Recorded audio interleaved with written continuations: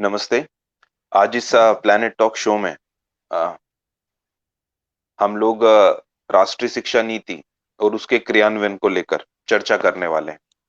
हम पिछले लगभग जब से शिक्षा नीति का ड्राफ्ट मोदी कैबिनेट द्वारा पास हुआ है, उसी समय से ही राष्ट्रीय शिक्षा नीति और वर्तमान में उसके क्रियान्वयन को लेकर देश नहीं अपितु विदेशों की शिक्षाविदों और जो वर्तमान में विद्यालयों में जमीन पर कार्य कर रहे हैं, उनसे सुझाव ले रहे हैं कि इसके क्रियान्वयन में क्या मुश्किलें आने वाली हैं और क्या सुझाव है, क्योंकि किसी भी पॉलिसी का बनना और उसके इम्प्लीमेंटेशन दोनों में डिफरेंस रहता है। 34 वर्ष बाद ये राष्ट्रीय शिक्षा नीति 2020 आई है। सभी शिक्षा के क्षेत्र में कार्य करने वाले कार्यकर्ता बंधुओं के लिए निश्चित ही एक हर्ष का विषय है। इसी कड़ी में आज हमारे साथ श्री राकेश मंडोला जी, आप एमएससी बीएड हैं। आपको शिक्षा के क्षेत्र में लगभग 28 वर्ष का एक लंबा अनुभव है। पूर्व में आप one of the best school of Uttarakhand Parvati Prema Jagati Saraswati Vihar Nainital में कार्य पर थे और वर्तमान में आप सरस्वती विद्या मंदिर मांडूवाला देहरादून में प्रधानाचार्य के पद पर कार्यरत हैं। और सरस्वती विद्या मंदिर मांडूवाला सीबीएसई के ए कैटेगरी विद्यालयों में भी आता है। इसी प्लैनेट टॉक शो में राकेश मंडोला जी, आपका बहुत बहुत स्वागत, अभिनंदन। बहुत बहुत धन्यवाद अभिषेक जी आपका। सभी जो ऑनलाइन यूजर्स हमें देख रहे हैं उन्हीं को भी हमारी तरफ से सादर नमस्कार। राकेश जी, जैसे ही इस राष्ट्रीय शिक्षा नीति आई है, एक लंबा डिस्कशन भी चल रहा है कि जी ये परिवर्तन है, ये रिफॉर्म्स किए गए हैं स्ट्रक्चर में शिक्षा के। सभी पॉइंट्स, हर एक पॉइंट एक अलग बदलाव की तरफ दिखाता है, एक आत्मनिर्भर भारत की तरफ हमें अंदेशा करता है। आपको जी अगर समग्रता से रखनी हो कि कुछ बिंदु कि जो शिक्षा में रिफॉर्म्स किए गए हैं, वो कौन से ऐसे बिंदु हैं जो फ्यूचर में शिक्षा में एक बड़ा बदलाव लेकर आने वाले हैं, राकेश जी? देखिए अभिषेक जी, नई शिक्षा नीति में जब ये स्टार्ट हुआ और नई शिक्षा नीति सामने आई, तो इसका जो मूल आधार है वो इंसान का विकास करना है। इससे पहले जो शिक्षा नीति थी वो डिग्रीधारी या एक तरीके से खाली एक शिक्षा हम दे रहे थे। बोझ लेके बच्चा स्कूल आएगा, फिर बोझ लेके घर जाएगा, उसका कोई लक्ष्य नहीं होता था। 12th करने के बाद भी लक्ष्य नहीं होता था। मैं पिछली शिक्षा नीति का एक उदाहरण मेरे सामने कल आया। एक 28 साल का युवक सामने आता है, वो एमएससी भी है, सारे काम है, लेकिन उसका लक्ष्य आज भी अधूरा पड़ा है।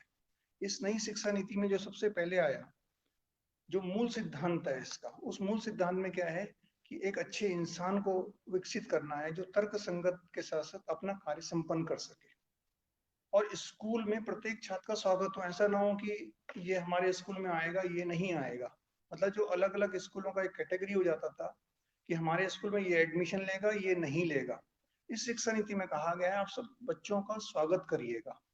क्योंकि मैंने जब इस फील्ड में कदम रखा था, तो मैं समझता हूँ शिक्षा का जो मूल सिद्धांत अपने विद्या भारती के माध्यम से मुझे मिला है और जो हमने सीखा है, तो जो सबसे पहले हमारे प्रधानाचार्य जी थे श्रीनिवास गुप्ता जी, उसके बाद अशोक बेरी जी अपने प्रांत प्रचारक थे, और शिव प्रकाश जी प्रांत प्रचारक। तीन लोगों ने एक ऐसा नक्शा हमारे सामने शिक्षा का रख दिया था कि जहां से निकलना, जहां हमको बनाने, एक व्यक्ति के निर्माण में लगना पड़ेगा।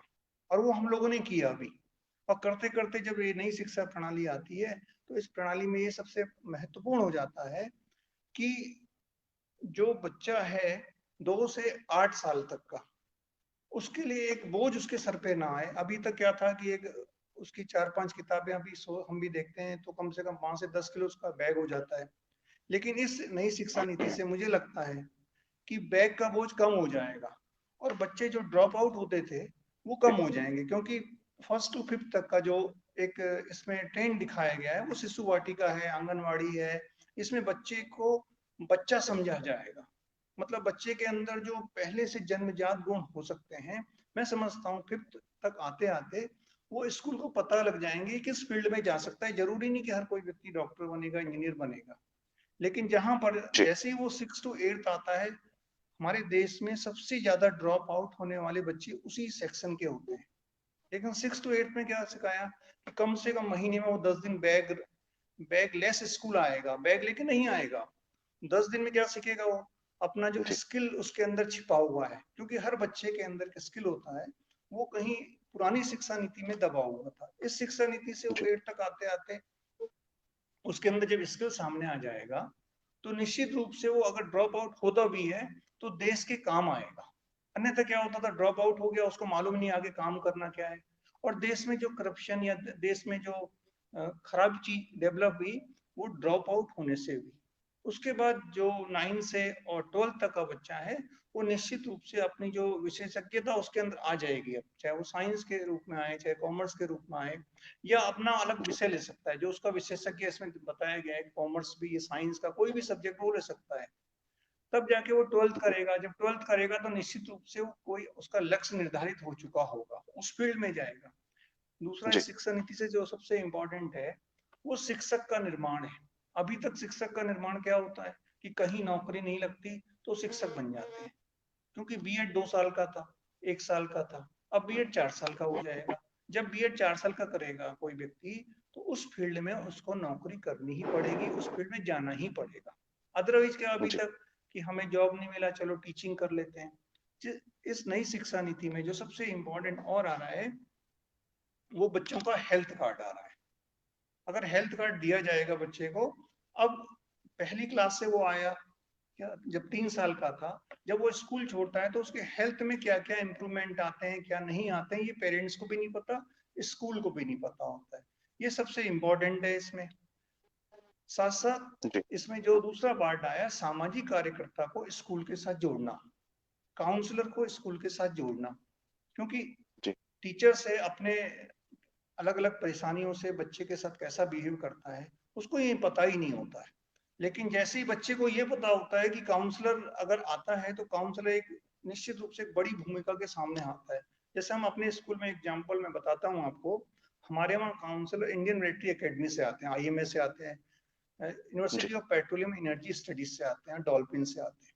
3 साल का रिकॉर्ड में कहूँ कि काउंसलर आने से क्या फायदा हुआ, हमारे जो एक बहुत ग्रामीण क्षेत्र में विद्यालय है, बहुत ग्रामीण क्षेत्र के बच्चे आते हैं, उनका 3 साल से लगातार रिजल्ट 100% आ रहा है। 100% यानी इस बार का जो 12th का बैच है, उसने अपना लक्ष्य निर्धारित किया। 3 बच्चे ऐसे निकल के आए हमारे सामने अभी, कि जो सिविल सर्विस की तैयारी कर रहे हैं, वो बीटेक भी कर सकते थे, लेकिन जी, काउंसलिंग का असर गया ये। और मैं समझता हूँ जो नई शिक्षा नीति है, उसकी काउंसलिंग तो प्ले ग्रुप से कह सकते हैं, 3 साल से लेके 8 साल, और 8 साल के बाद तो 9 से 12th का हिस्सा जो होगा, वो तो काउंसलिंग के साथ बीतेगा। उसे लग जाएगा कि मेरे अंदर आत्मनिर्भरता और जिम्मेदारी मेरा पक्ष है। जी, जी। जी इसी में एक एडिशन, क्रियान्वयन, मतलब मैंने बताया कि जी पॉलिसी का आना परंतु उसका क्रियान्वयन में बहुत डिफरेंस होता है।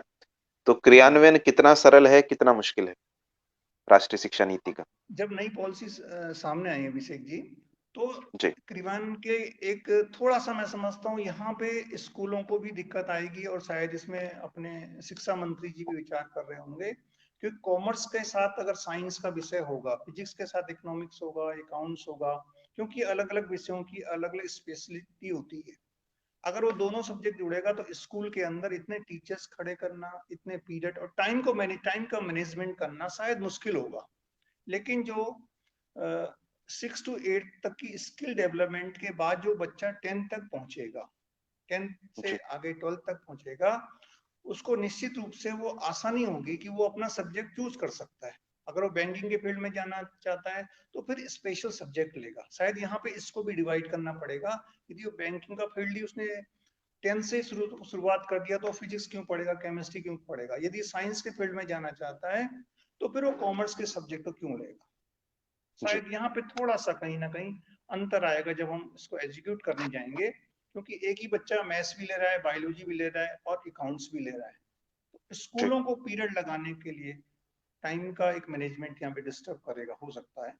लेकिन जैसे जैसे पॉलिसी आगे सामने आएगी, जो गवर्नमेंट की एक नीति सामने आएगी, वो निश्चित रूप से इस पॉलिसी को लागू करने के लिए हमारा और हमारे बच्चों का हमारा मतलब है पूरे देश के टीचर्स का, बच्चों का ये जिम्मेदारी बनती है, क्योंकि यदि हम लोगों ने जिम्मेदारी ली है तो निश्चित रूप से आने वाले समय में हमारे बच्चे भी जिम्मेदार बनेंगे। और जब जी जिम्मेदारी ले लेंगे अपने सर पर, तो ये एजुकेशन पॉलिसी अपने आराम से, अभी तक क्या था, डिग्री तो हमने ले ली है, लेकिन हमारे पास टेक्निकल हैंड खत्म हो गया था। और इससे क्या होगा, टेक्निकल हैंड खड़े हो जाएंगे, जिससे बच्चा अपने आप को अकेला कभी नहीं पाएगा।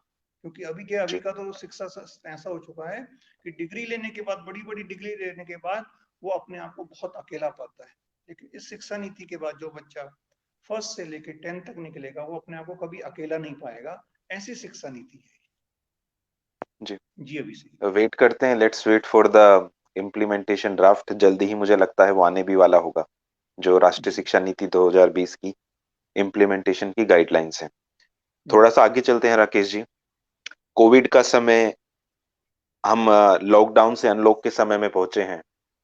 जी। टेक्नोलॉजी का बहुत अधिक उपयोग किया है हम लोगों ने। हाँ जी। आज से कुछ वर्ष पूर्व जब हम लोग वीडियो कॉन्फ्रेंसिंग के थ्रू देश विदेशों से लेक्चर्स कराते थे, तो बाकी विद्यालयों को स्वप्न सा लगता था कि ये जी कैसे संभव है, इससे ई शिक्षा।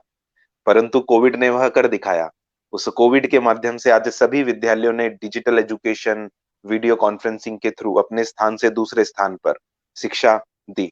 कैसा अनुभव रहा कोविड के समय में, और क्या समस्याओं का सामना करना पड़ा? जी। कोरोना काल एक ऐसा समय पीरियड स्कूलों के लिए है जो बहुत कठिन समय था। लेकिन व्यक्ति का निर्माण कठिन समय में ही होता है। अगर हम कहें, एजुकेशन के अंदर जो बड़ा चेंजेस आया, शायद आप और मैं ऐसे बैठे, ये भी एक सपना होता था पहले, आज से 5 साल पहले जब पृथ्वी को स्टार्ट हुआ था। लेकिन आज ये जी कॉमन हो चुका है।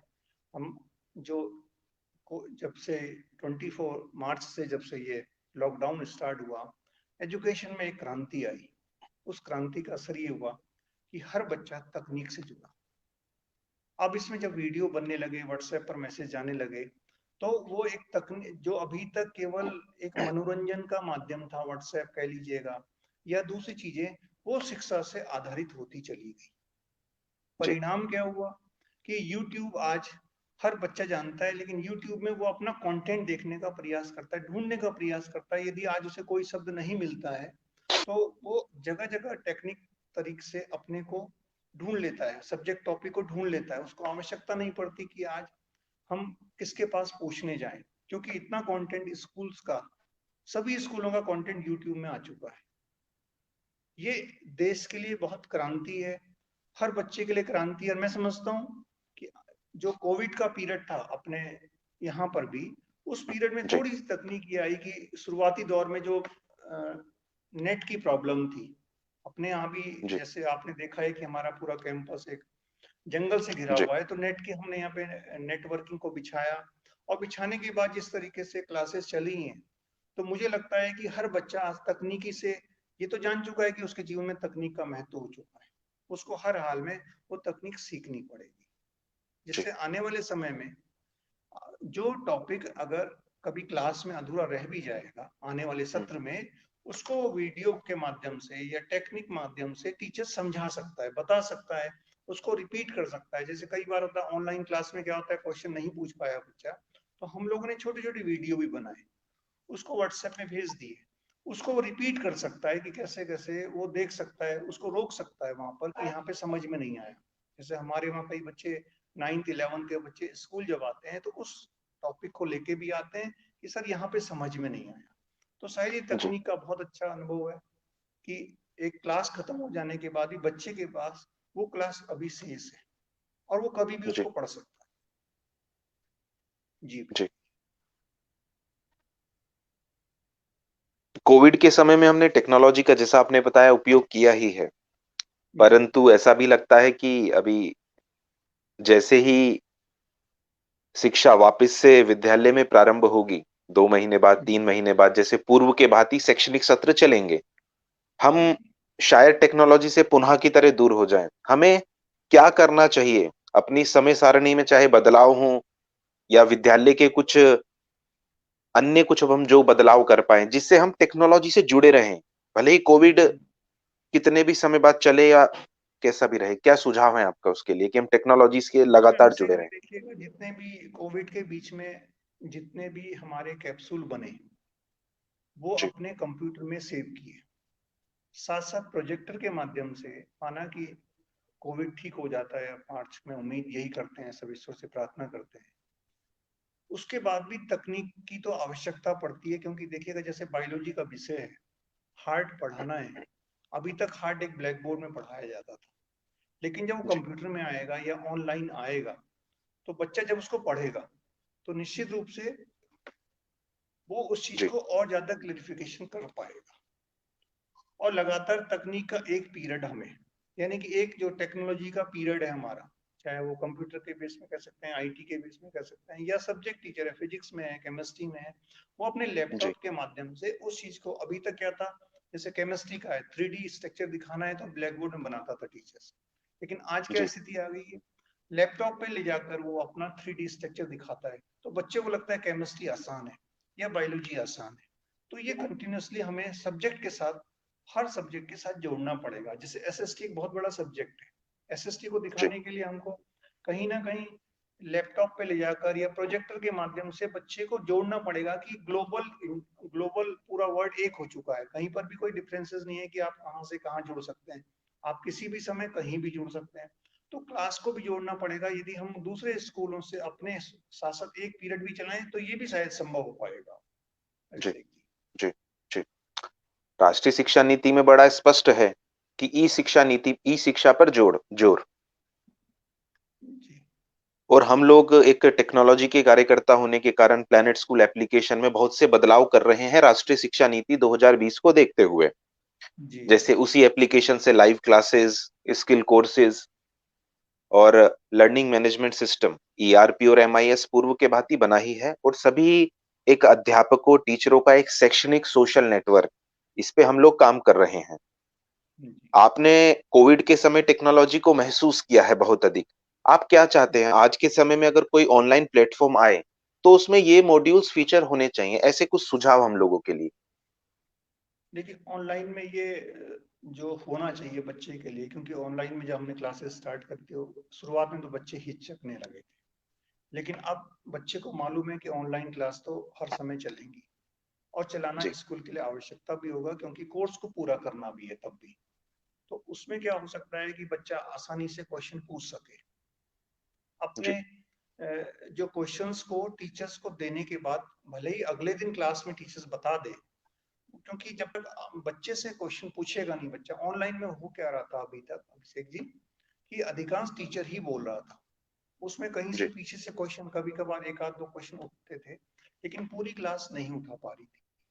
तो कहीं ना कहीं उस मॉड्यूल्स में ये होना चाहिए कि बच्चे का पार्ट, क्योंकि बच्चे को केंद्र में रखेंगे तो वो जी। आगे बढ़ेगा। यदि टीचर ही केंद्र में रह जाएगा, उसने अपना टॉपिक लिया, आधे घंटे एक घंटे में पूरा टॉपिक खत्म कर दिया, और बच्चे को कुछ समझ में नहीं आया, लेकिन जैसे ही बच्चे को केंद्र बनाकर वो मॉड्यूल तैयार होगा, तो निश्चित रूप से बच्चे को फायदा होगा, और हमारे जो जो चाहते हैं सब्जेक्ट सिखाना, वो निश्चित रूप से आगे बढ़ेगा। जी। जी। राकेश जी, आपने बड़े स्पष्ट शब्दों में सभी प्रश्नों के उत्तर हम सभी लोगों के आगे, सभी ऑनलाइन जो लोग हमें देख रहे हैं उनके आगे रखे। आपने इस प्लैनेट टॉक शो में अपना समय दिया, उसके लिए बहुत बहुत धन्यवाद। नमस्ते। आपका भी धन्यवाद अभिषेक जी।